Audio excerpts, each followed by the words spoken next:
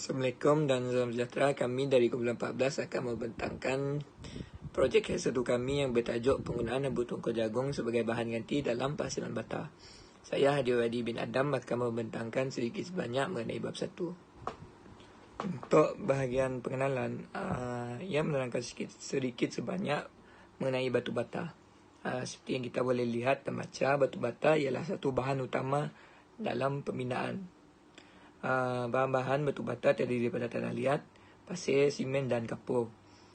Ia berbentuk segi empat tepat, dibuat daripada bahan tidak organik yang keras dan lasak. Yang terakhir, jenis batu bata pula bergantung kepada sifat semula jadi tanah liat yang digunakan, bentuk, dimensi serta proses pembakaran bata tersebut.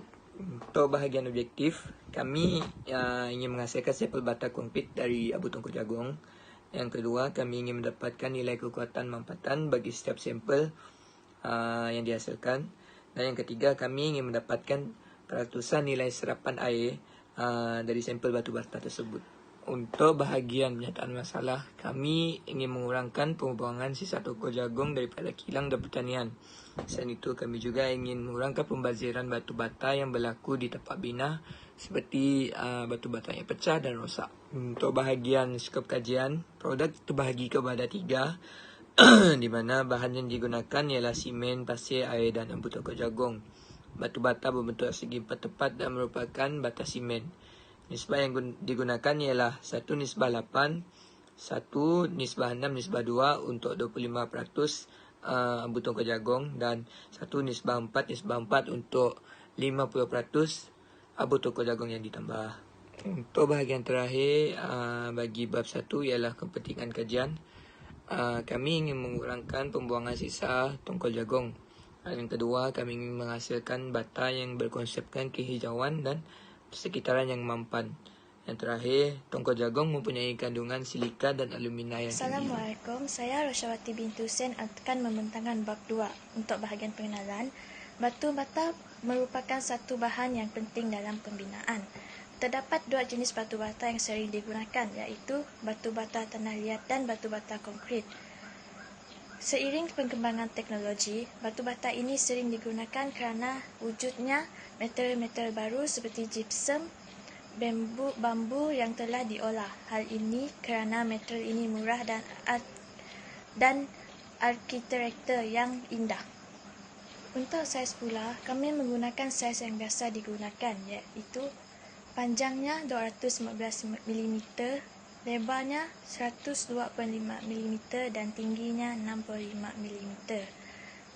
Untuk nisbah atau peratus yang diizinkan dan untuk ukuran tersebut ialah panjang maksimum 3%, lebar maksimum 4% dan tinggi maksimum 5%. Jenis batu bata yang sering digunakan ialah batu bata tanah liat, batu bata pasir kapur, bata simen, batu bata tahan api dan blok simen. Blok simen terbahagi kepada 2, iaitu blok padu dan blok berongga. Assalamualaikum warahmatullahi wabarakatuh. Nama saya Miza Syafira binti Hassan, bernombor matriks 20 DKA 18F 1094. Hari ini saya akan membentangkan bab 2 berkenaan dengan abu tongkol jagung. Abu tongkol jagung merupakan tanaman ketiga utama di dunia selepas gandum dan padi. Ianya berdasarkan kajian yang telah dibuat oleh Ghizan Saleh pada tahun 2017. Seterusnya, ia juga merupakan tanaman utama di 25 negara. Tongkol jagung mudah diperolehi kerana penanaman yang meluas di Malaysia. Jagung juga menghasilkan banyak sisa buangan di dalam kegiatan industri. Seterusnya, tongkol jagung memiliki kandungan silika melebihi 60% dan alumina yang tinggi. Ini berdasarkan kajian yang telah dibuat oleh Adisha dan Rahim pada tahun 2009. Akhir sekali, kekuatan impak serta kekuatan bata tanah liat tanpa bakar akan meningkat dengan penambahan silika daripada abu tongkol jagung.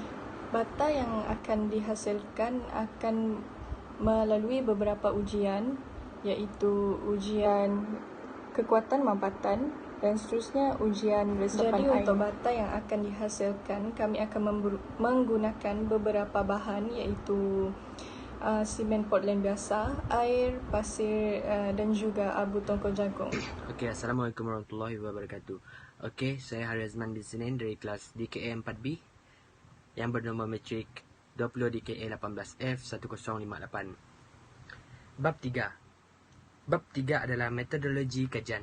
Pada mulanya saya akan membentangkan pengenalan bagi bab 3. Bahagian ini merangkumi beberapa kaedah dan pendekatan yang digunakan bagi memastikan pemahaman yang lebih mendalam mengenai projek.